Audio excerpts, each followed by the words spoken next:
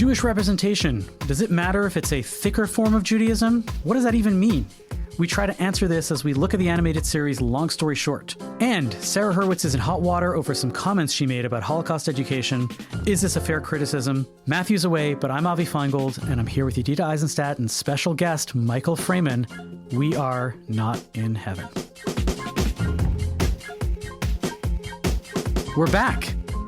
Yedida, we got a guest with us. The director, the executive director, is that what you're technically of all CJN podcasts, of the CJN Podcast Network? It depends. My title depends on who I'm emailing and how important and inflated I want to sound. But I think that's why I'm the director of podcasts, but I am the executive producer of all our fine programming, including this very show.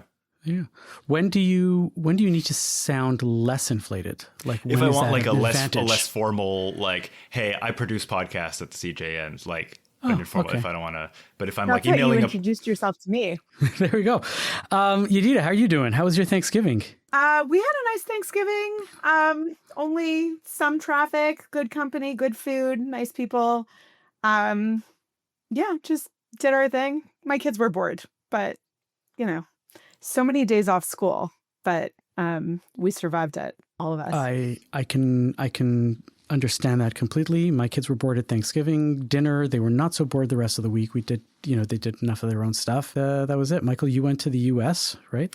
Yeah. My wife is American. We have family we live in Niagara Falls, Ontario. We have family just across the border in West New York.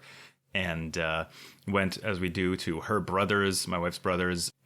His wife's family is all there, and it's this big, sprawling, wild family.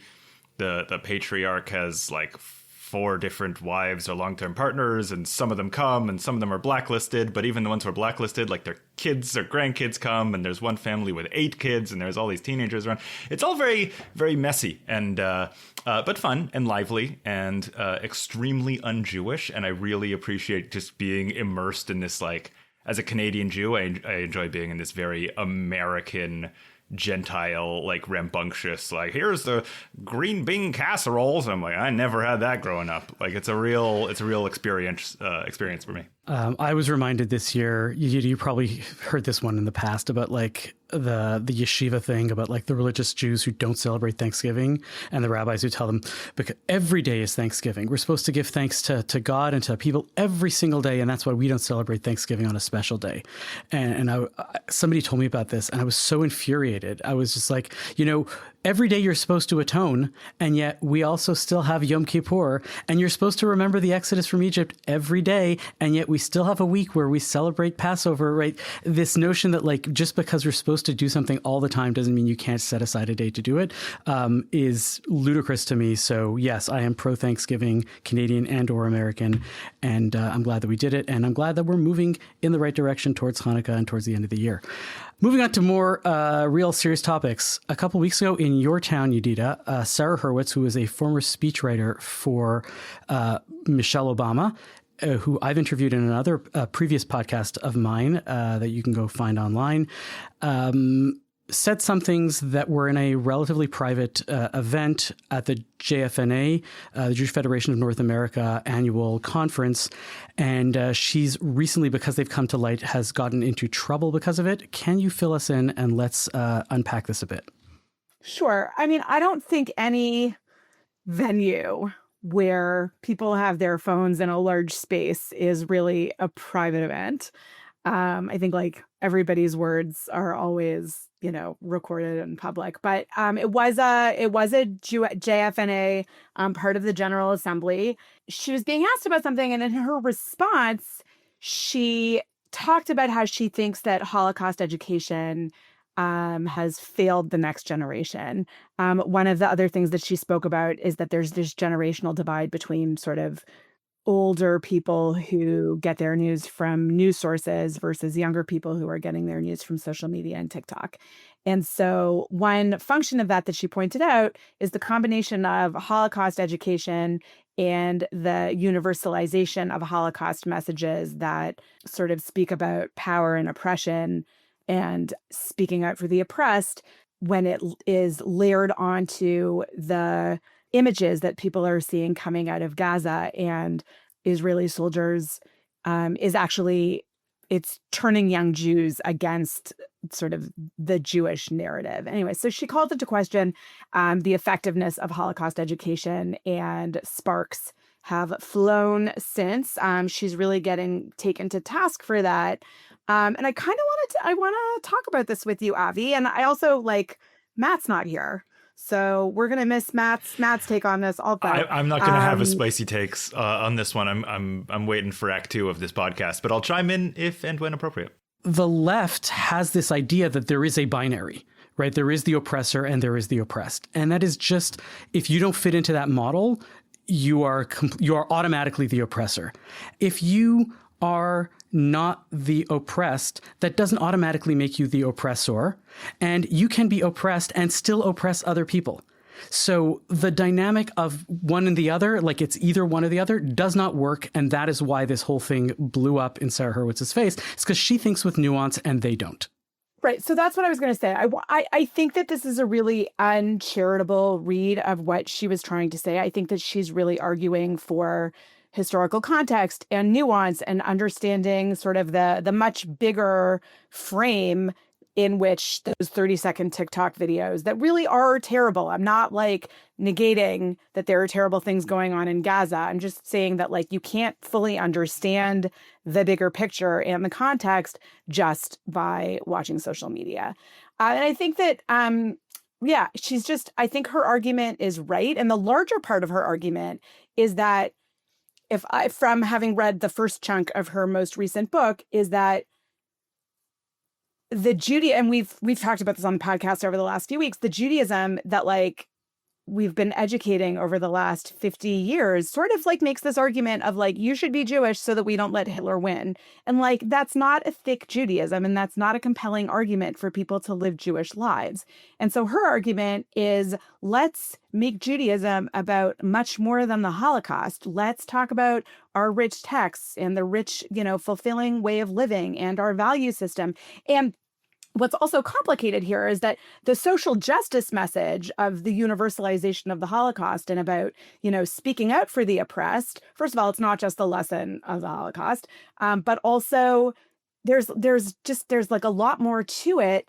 And we're sort of in this terrible, horrible moment where sort of both sides of the never again argument, on the one hand, the universalization, but then on the other hand, no, this was a particular Jewish thing that we're not going to let happen to Jews again, are at total odds with each other. What you're highlighting is that it's not just the left that exists, that sees the world in this binary. The right, and the extreme right, or whatever we're going to call it, sees this world, sees the binaries also. All I'm trying to say is that those people on the rights are there, but then there's the entire complex middle. That used to be a bell curve, and it's now become an inverse bell curve. I don't know. For me, this whole storm raises the question of what is the point of Holocaust education? What is the message? And we have universalized it. Even if we're not talking about Israel, what is the message? And even before October 7th, I think the summer before October 7th, Dara Horn had a long essay in The Atlantic about the failures of Holocaust education. And I highly recommend the read.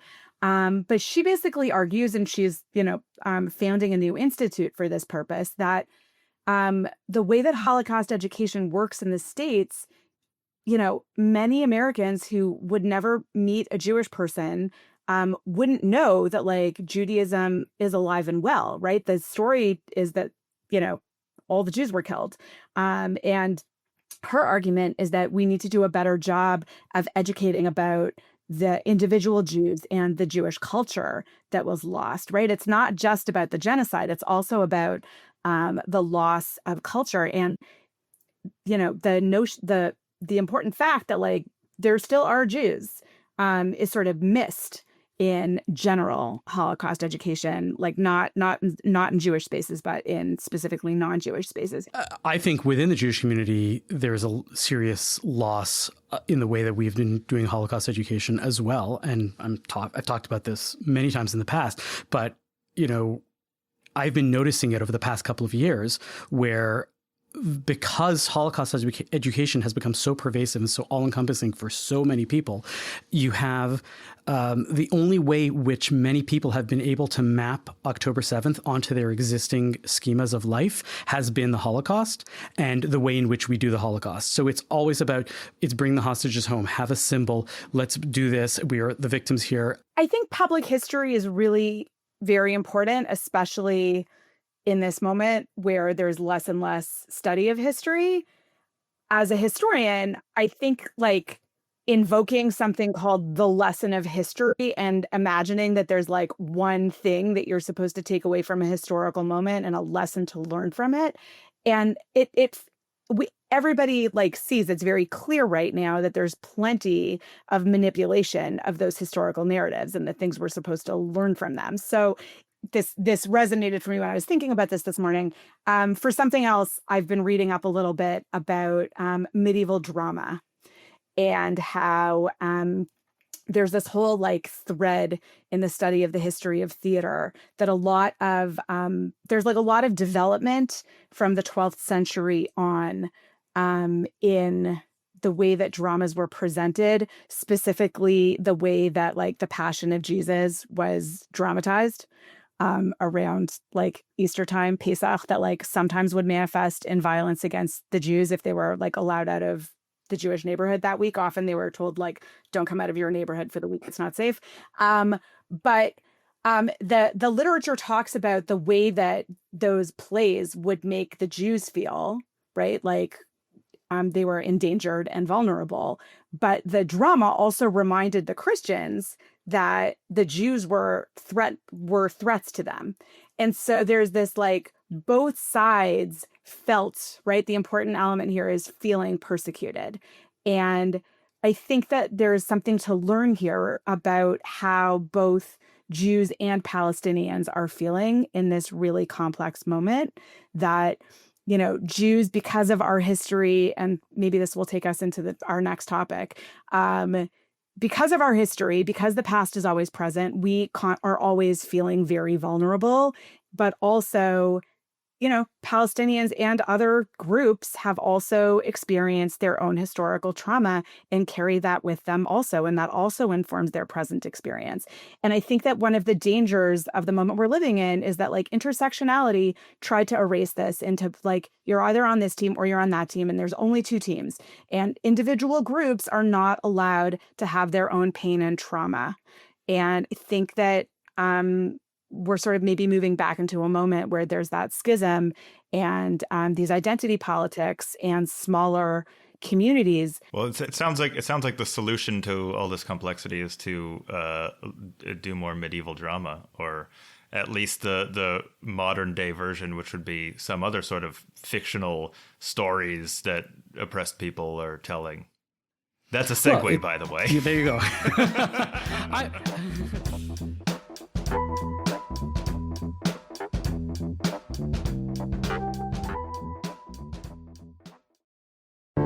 Ever since October 7th, 2023, Muslim and Jewish communities in Canada have been torn apart. I've known you for 20 years. You've been at my house for Shabbat supper, I don't know how many times. And for 1 second, you can't put down your friend and just hold my hand? We're fed a constant stream of Jews and Muslims talking at each other, about each other, but rarely do we hear them talking to each other. There was, why are you doing this? What's the benefit of doing this? This podcast aims to do something different. I'm Avi Feingold, a rabbi and a writer with the Canadian Jewish News. I'm Yafa Sakeja, a Canadian-Palestinian entrepreneur and volunteer with the Canadian Friends of Standing Together. We're sitting down with Jews and Muslims, Israelis and Palestinians, from coast to coast and across the political divide, having difficult conversations in good faith. We are not the Israeli government. Palestinians are not Hamas. This is the place where we're both supposed to end up, Israeli and Palestinian, Arab and Jewish. Subscribe to In Good Faith, wherever you listen to podcasts. I really would like to seg to a more contemporary, more interesting topic. We touched on it a little while ago when we were talking about Nobody Wants This. And I kept harping on this show, long story short. Time is moving too fast, and my children need to start taking things more seriously. Mom! Kids, can you not, please, for one day? There's bereavement happening in the front. Yoshi is pinching me. I should suffer in silence? Yes, that is what life is about. Which I loved enough to keep telling people to go watch that because it was so much better, and it was same on Netflix, and it had so much more to offer for it. Michael, you watched this show and you had stuff to say, and part of the reason why you're on here today is, in addition to the fact that Matthew wasn't able to be here this week, but in addition to the fact that you needed another we could have done this, voice. The two of us. Yeah. Come on. What struck you about this show, and what's your initial take on it before we really dive in? Honestly, I would sooner.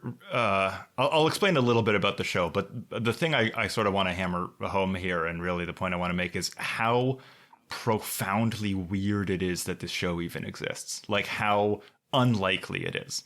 So just a quick descriptor of the show. It's a extremely non-chronological family sitcom drama.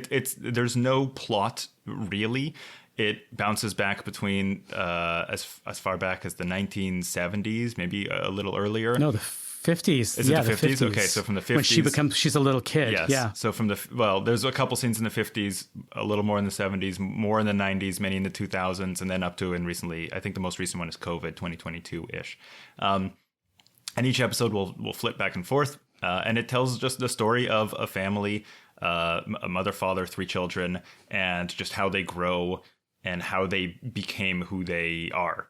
I guess there's no plot to really describe it. It's very fast paced. It's extremely Jewish, and not a lot of reviewers talk about how there's echoes of the past, and it's all about the family, how families interact with each other and change each other and evolve over time. I think it's just as much. Is this another funny Jewish show about nothing? No, I think it's more about generational trauma, to be quite honest, more than anything, insofar as it shows the generations and how they were affected by the parenting style of the previous generation, and you see the previous generation as children and how they were affected by their parents. Like it paints that out. So that's a brief rundown of the show. What's your take on the Jewish quality of the show? I read so everybody should know, Michael in 2019 wrote a long feature for the Canadian Jewish News about it being the sunset on the heyday of super Jewish TV, that the peak was in the 2010s. How and wrong there's a good argument for that. But I want to hear, Michael has a take on the quality of the Judaism in the show, and by which I mean thick or thin, not good or bad. And I want to hear Michael's take on it, because we've all talked about this already. Sure. Yeah. So my first of all, I'm actually not sure I am wrong. I think this show is the outlier and exception. But I'll get to that in a second. Just to take Avi's knife out from my stomach. I will say. I come from this having written about Jewish television specifically since 2015. I started writing for the Canadian Jewish News when Yoni Goldstein, a previous editor, called me up in about 2014, 2015 and said, "Hey, do you want a monthly column in the paper to talk about pop culture?" And I said, "Sure, I'm going to do mostly TV and comedy." And Yoni said, "Is there enough Jewish TV and comedy to do a whole monthly column?" And I said, "Yeah, I think." And you know what? I was right. There was. It was a bountiful time. And the reason for it, I'll give a quick history lesson for those who can't remember 10 years ago, because God, I can't most days. The mid-2010s were a truly unique time in television, because it was not the birth of, but really streaming services were really starting to get rolling. That enabled this kind of individualistic viewing style that we have now, a viewing system rather than all audiences gathering at the same time Thursday night for Cheers or whatever, right? You could watch whatever you want. Programming began to get much more tailored to individual audiences and individual cultures. This was mostly because the digital infrastructure was finally able to even make it happen, right? Widespread, rapid, high-speed internet didn't exist before. So you had this sort of confluence and this eruption of very culturally niche stories and storytellers. And from that, there were lots of beneficiaries. We had a lot of innovative Asian and Black storytellers, Dear White People in Atlanta and Kim's Convenience and Crazy Rich Asians all sort of came up around the same time, but Jews very much benefited from this, and Jewish storytellers. And so you had these kind of two groups of creators. To focus on TV, showrunners. You had these millennial-aged newcomers like Rachel Bloom with Crazy Ex-Girlfriend, like the Alana and Abby from Broad City, Man Seeking Woman I'd throw in there, Girls, Lena Dunham. You had all these new creators, to an extent Dan Levy, Schitt's Creek, suddenly leaning into their Jewish identities, or at least being unafraid to make their main characters Jewish in a way that was, I'd say, unprecedented, certainly in the previous 10, 20 years of television. Or and these were broadly consumed, right? It wasn't just Jews watching them? A lot of these shows have won awards and are broadly, I mean, Broad City had a huge cultural impact. Anyway, so that was one group. And then on the other hand, you had these, and this is where I'd put Bob Waxberg of Long Story Short fame, although he's late to the trend. You had this group of established showrunners and writers and directors who were never able to tell Jewish stories, who suddenly could, because they had the clout to do it. So you have Transparent from Jill Soloway. She's given a quote, like she's spoken publicly about how she could never write Jewish characters. You had Amy Sherman Palladino with Marvelous Mrs. Maisel. Anybody who's watched Gilmore Girls can tell you how incredibly Jewish that show feels, even though it's small town Connecticut and there's not a Jew in sight.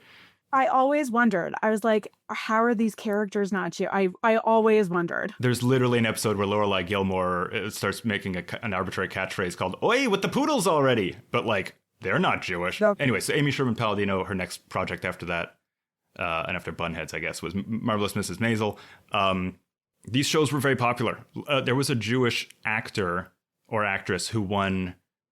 or best show, or show that won like the Golden Globe for best actor, best actress in television, like 6 out of 7 years straight. Like Andy Samberg and Rachel Bloom and Jeffrey Tambor and Transparent Mrs. Maisel. More to do with the numbers of Jews who are voting in there, right? It's like the members of the Golden Academy Globes are Hollywood Foreign vote. Press Association, so I don't think so. Okay. Okay. If it was the Oscars, maybe, but this is TV and not the Emmys. There was just a lot of, like, I think it was just a lot of established Jewish storytellers and writers. And it was just a rife moment that sort of capitalized on this streaming and technological possibility in an unprecedented way. Okay, that's the abridged version of the history. In 2019, I wrote this long feature story that you talked about, that you mentioned, Yedida, basically saying that period had ended. All the shows had ended and they weren't being replaced by other shows. The millennials had moved on to other projects. They weren't doing super Jewish stuff anymore. I think I was right. Certainly for Jewish television, I couldn't name more than 5 shows like there were in the 2010s that are made by Jews and starring explicitly Jewish characters where their Judaism is more than incidental. Looking at Long Story Short, it's so weird that this show exists. Like, you don't see Jewish TV like this anymore. It's hit a little, there's a bit more of a pendulum swing where you had like really Jewish TV, really non-Jewish TV before that. And now it's like kind of more in the middle where you have something like... Just enough. It's Goldilocks Jewish TV. Yeah, exactly. It's just right. It's like... Except this is so dense. It's so heavy. This is swung the pendulum way back in the direction, but it's an outlier. It's not a trend. I have zero idea how these things work, and I'm sure they work years in advance. But I wonder if some of the success of Nobody Wants This spurred Netflix to get this out when they did, and to like really rush it out there because they're to capitalize on this idea that like, hey, I don't think people care about Jews that much, Avi. I don't think it factors into it that much. I gotta be honest. I think about the fact that, like, I think about Netflix alone. Shtisel, which was a super Israeli show, was really big in subtitles on Netflix, and not in the Jewish community, not just in the Jewish community. The Religious Matchmaker was a hit for Netflix, and that was part of the like a long trend of many other matchmakers. I was going to say, I don't know if that one came first or not. Like Indian matchmaking. It did not. No. It was probably like the second or third or whatever. But that was there. I have a counter. I don't think that your depiction is. I think you're looking at this from the Jewish media lens, and I think you're not seeing all the Black and Asian and other stories that are also coming out. Netflix, for all of its faults, and it has a great many, it's not worth the price mostly. I think is very, very good at telling niche specific cultural stories and hyper targeting things toward individual audiences. Yeah, so I think the library is so. I don't disagree. I think you're standing on one tip of the iceberg and saying like, I can't believe I have this whole tip of the iceberg, but like there's 5 other tips of the iceberg or 100 of other tips of the iceberg with all these other people, and you're just like, you're far enough away, you're not seeing it. Sure, but I also wonder, there's many shows that I watch that I have zero frame of reference for, right? Whether it's culturally or whether it's professionally. I'm not a doctor. I don't know anything about anything, but I can watch The Pit and I have to learn really quickly, and they're doctoring it up the whole show, right? That's what they're doing. And I don't think to myself, oh, this show is too doctory. It's too much doctor stuff. And I don't think about the same thing with like Italians with the bear and, you know, the heaviness of like the Italian culture that's there when you get into the family life, and it's there. I don't think to myself, I did find the bear kind of exhausting and tuned out midway through season 3, but continue. Okay. It wasn't because it was too Italian, I'll say that. It wasn't because it was too, exactly. And yet, so I think to myself, like, I imagine that there are plenty of people who are big fans of BoJack Horseman or say to themselves, I love adult-oriented animation. I'm going to watch this, and I have zero connection to Judaism, but like, I'm just going to pick it up and I'm going to, you know, and it's funny on its own, regardless of the Jewish setting that's there, although the Jewish setting makes so many of the plot points impossible to have without the Jewish setting. I think the educational piece is really interesting, right? Like I don't know how authentic The Pit is. I think people have been saying it's really authentic and everybody should watch it. It's really good, but I haven't. But like one of the things that I really appreciate about Long Story Short is that I think it's a really accurate portrayal, not just like the characters and the passive aggression and the sarcasm, the superstition, though all of that is true, but also in the last episode, which you all encouraged me to watch, and I'm so glad that you did, there's just like a really, I think, authentic portrayal of a family, some of which is religiously observant. One guy like mostly isn't, and one person is, and the way that dynamic works, and it's authentic from a halachic perspective, more or less, in like it's good enough. And then the other thing that it does is it really does a great job of showing how ritual is the through line, right? Shabbat is the through line for this family. And like, you can see that beautifully portrayed when everybody comes together and the halachically not Jewish granddaughter is lighting the Shabbat candles, and like the ghost basically of her grandmother is present. Baruch atah Adonai. Baruch atah Adonai. Eloheinu melech haolam. Eloheinu melech haolam. Asher kidshanu b'mitzvah tav v'tzivanu. Asher kidshanu b'mitzvah tav v'tzivanu. Lahadlik ner shel Shabbat. Lahadlik ner shel Shabbat. Amen. Amen. I just think it does like a beautiful job of that. In a way, and the that opposite of nobody wants this Shabbat dinner, which is just, we need a set piece. Oh, we're going to put it around the Shabbat table. Yeah, I think that's right. And to the people that are religiously observant, no matter what denomination you are very Jewish all the time. And that's what resonated for me in the show. It's like, oh, to some people, it's like going to be too Jewish. I'm like, that's life for a lot of people.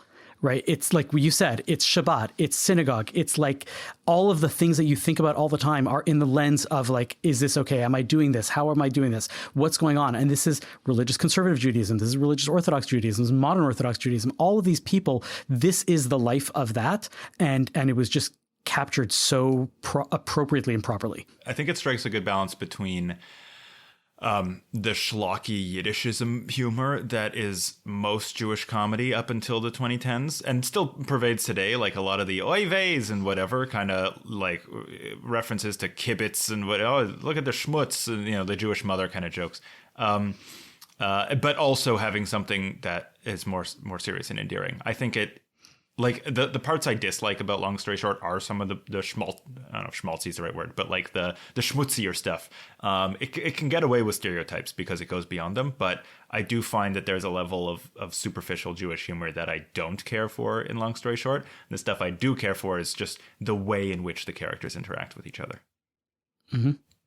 I found that any sort of like stereotype, any sort of broad writing was undercut in a very good way by hyper specific writing that was like signaling to the audience, oh, if you catch this reference, you realize now that I'm actually a very good writer. I'm a very serious writer. And all of the other pieces that are broad are there for like the whole thing, right? The twins in the lesbian couple's twins, their names are Walter and Benjamin, which like, if you don't know that there is a famous 20th century Jewish philosopher named, not so famous 20th century Jewish philosopher named Walter Benjamin, you won't get that. The part that made me laugh, the first episode had me mostly like mouth open, clutching my face, kind of like, oh my God. But the one part that made me laugh the hardest in episode 1 was when the uncle is so annoyed and offended by something at this bar mitzvah. They says, "That's it. I'm ripping up my check to the ADL in your name," and he rips like that was his bar mitzvah gift. Candle either. Sit down. Light the candle, Jen. Don't you light that candle! That's my wife's candle. You see this check? This was to be in your honor, Yoshi. $108 to the ADL. But now, this is what I think of your candles. No! That doesn't hurt us. It hurts the ADL. It's worth it to make a point. The ADL would be on my side here. Light the candle. I don't know. Like the fact that it's a check to the ADL is much funnier than like if it was a check to the JNF, it wouldn't be as funny. Right, that distinction is an if you know, you know joke. If we're just because we're spoiling away, I thought also that the discussion that the oldest brother has with his daughter whose mother is not Jewish about whether or not she should have a bat mitzvah and like what the definition of a Jew is, right? Because this daughter has been raised, apparently somebody has told her that she is not Jewish, and she's entertaining the possibility of having a bat mitzvah, and he is saying, like, he says to her, well, you know, you're Jewish according to Hitler, good enough for me. But I'm not really Jewish, right? I'm a loophole. In certain contexts, but I don't think there's any one thing that makes you Jewish or not Jewish. You get stomach aches like a Jew. You say ungapachka. If you want a bat mitzvah... You don't think it's like cultural appropriation? Look, if Adolf Hitler saw you, I don't think he'd be doing the math on technically how halachically Jewish you are. He'd throw you in the oven with the rest of us. I mean, I guess. So why shouldn't you get the fun stuff, too? I go by Hitler rules. If you're Jewish enough for Hitler, you're Jewish enough for me. It really does, I think, a really like good statement of the question of like, who's Jewish? She's clearly culturally Jewish. She's engaged in Jewish ritual. She knows what's up. She knows enough Jewish law to know that like she can light the candles once it's already Shabbat. So it was just like really interesting. And then I think in a different episode, it might be the same scene, but it might have been a different episode because I watched a few of them at the same time, that they're having a conversation, like the same two people, the daughter and the oldest brother, her father, are discussing a bat mitzvah party that was really much, much more party than bat mitzvah. And the father's like critiquing, well, it doesn't sound like it was really a bat mitzvah. It sounds more like it was like a Dracula vampire, whatever party. And like really like having that conversation, because that's right. Like we've all like observed these phenomena or had these thoughts or heard these critiques. And I just like that it's very self-aware and self-critical in its like modern analysis of Judaism. The show was approved for a season 2 by Netflix before season 1 came out. It'll probably get nominated for some number of awards.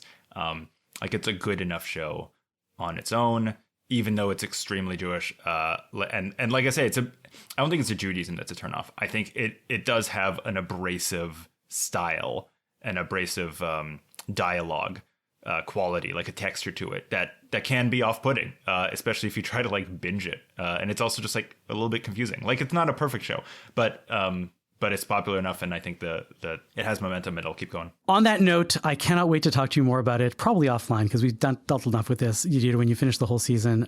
And for everybody else, go watch it. It's a lot of fun. Thanks for having me, folks. This was Thanks fun. for coming. Thank you for coming. Come back anytime. Let's move on to textual healing. Textual healing. It's time for some textual healing. Let's get biblical. Tell me a parsha, and we'll make it physical. Textual healing. This week's Parsha is Parsha Vayishlach. The beginning of the Parsha is Yaakov worried about re-encountering Esav, from whom he fled many years earlier. And he separates his family, sends them ahead. Everything ends up being fine. That may or may not be the Dvar Torah that Avi is going to talk about. I am not especially interested in that re-encounter. What happens next is Yaakov and his family go and they settle near Shechem. And we have the story that's usually called the rape of Dinah, pretty accurately. And then after that, God tells Yaakov that he should take his family up to Beit El and make a sacrifice and fulfill a vow there. And with that, I'm going to jump into my Torah nugget for the week. One of the things that I was really struck by in watching Long Story Short is the sort of superstitiousness of especially the mother character. And I share 100% in being superstitious like that. I am totally a superstitious Jewish mom. We can talk about that more another time. But I am the least superstitious person. So I was recognizing this thinking as I was reading through different commentaries and midrashim on the Parsha, because we also see this thread in the rabbinic commentary that goes on in this week's Parsha. But we also see it throughout Jewish history, right? In the book of Job, right? Terrible things have happened to Job, and he's trying to understand why terrible things have happened to him. And his so-called air quote friends are coming and trying to, give him insight into why these terrible things have happened to him, telling him he's a bad person or he did something wrong. And that's why these terrible things have happened. And we see this in trying to understand Jewish history also, right? The rabbis try to explain why the first temple was destroyed, why the second temple was destroyed. More recently, we've seen it in trying to explain why the Holocaust happened, or, why October 7th happened, that there's all these sort of self-reflective, what are we doing wrong that terrible things befall us? And I don't know that this is a particularly rabbinic or superstitious thing. It's probably a general human thing. But I want to draw our attention to 3 different explanations in this week's Parsha of why the rape of Dinah happens. That are pointed to in the commentary. So, number 1, at the beginning of this week's Parsha, when the Torah tells us that Jacob split up his family, it says specifically his 11 sons. And Rashi and the rabbis ask, okay, fine, but where is Dinah? And so the Midrash says that he put Dinah basically in a box and locked her up and put her on a wagon because he didn't want Esav to see Dinah, because he was worried that if Esav saw Dinah, that he would want to marry her. And that's not what he wanted for Dinah. So the rabbis say, because he did this, that would have been the best possible outcome. Because he did this, this other terrible thing happened to Dinah. And she ended up married, but in the end, not married to, an uncircumcised not member of the family that the family shouldn't have been married into. So that's explanation number 1, blaming Jacob. Explanation number 2 is right at the beginning of the chapter. A lot of hay is made of saying Vaytetze Dinah, that Dinah went out. And there's sort of this blaming the woman who goes out on her own, right? And it's interesting because she has agency and she goes out and then she is totally victim blamed. Anachronistic, but that's what's happening. And then the third explanation is right at the beginning of chapter 35, where God says to Jacob, okay, it's time for you to go fulfill your vow. The commentaries say that because he had delayed in fulfilling the vow that he made when he was fleeing Esav and leaving the country, that because he didn't go straight to Beit El on his way back into the promised land and he went to Shechem instead, that's why these terrible things befell his family. And none of that is especially uplifting. I'm just noticing this thread and tying it to my own superstitions that are on my mind. My story, my piece of Torah, my textual wisdom goes to one of the interesting pieces that is one of the early laws that we have is because of this week's portion. The Torah tells us that in the night before this meeting, Yaakov wrestles with a messenger of God. We don't know if it's an angel. We don't know if it's a person. We don't know what this is. And they struggled all night. And then in the morning, Yaakov's hip was injured. And as a result of this, we don't eat the sciatic nerve. What it comes to in today's day and age, actually, when it comes to kosher meat, is the entire back half of the animal, which is probably the better part of the animal for cows and sheep and whatever it is, are all sold and to non-kosher as non-kosher food. It is not sold in kosher restaurants and butcher shops and all of that. So why the sciatic nerve? Why this hip? What's going on here? It can't possibly be just because it's to remember what happened with Yaakov. And I struggled with this, no pun intended, until I learned of this piece of Torah from Rabbi Rav Avram Kook, the famous early chief rabbi of Israel before even the 1948, the decades before. And if you know anything about the Torah of Rav Kook, he's very sensitive to all creatures, especially animals. There's a lot of lore that he was a vegetarian. He only ate a small piece of meat on Shabbat, whatever it might be. And he gives this really fascinating interpretation that we need to remember that aggression, any sort of aggression in extreme, is bad. And this is a remembrance against any sort of untoward aggression towards somebody, like especially below us. And he specifically points out, and this goes right back to what we were talking about on the first, our first segment of the show, but like the idea that, and he quotes this, right, that the nationalism is this lofty emotion in its natural pristine state. But if it is not directed towards the highest goal, the aspiration of universal happiness and perfection, it will end up crossing the boundaries of morality. So that's his quote. And then he ties it to the Gid HaNasha, saying that the Gid HaNasha is the sciatic nerve, which is the thing that allows animals to stand upright. And if you eat that, you essentially don't recognize the uprightedness of every human being, every creature. Sorry, you don't see the uprightedness of every creature, whether they are human, whether they are animal, and that will lead to increased violence and increased immorality. And he says you don't eat the Gid HaNasha to remember that it has to stay intact, and the uprightness of humans and the dignity of animals has to be preserved. And I was like, wow, that's it. Where can one find that? Otzrot HaRe'iyah. So it's one of his Torah commentaries of the week. That's it. Thank you. And thanks for another great episode. This has been a lot of fun. Matthew, we miss you. We should probably tell our listeners that we're off now for a bunch of weeks. We are taking several weeks off, likely taking several weeks off, and both for travel purposes and end of the year. I'm going to be going to Vancouver for this live show that you will be hearing on In Good Faith if you subscribe, and you should be subscribing. And other people are traveling, and then we have our typical end of the year little break. So we will likely be seeing you in January, or you'll be likely hearing from us in January. And see you soon. Thank you for listening to Not in Heaven this week. Our producer and editor is Zachary Kaufman. Michael Fraiman is the executive producer. To catch every episode, subscribe wherever you get your podcasts. If you'd like to support our show, consider making a donation to the CJN at thecjn.ca/donate.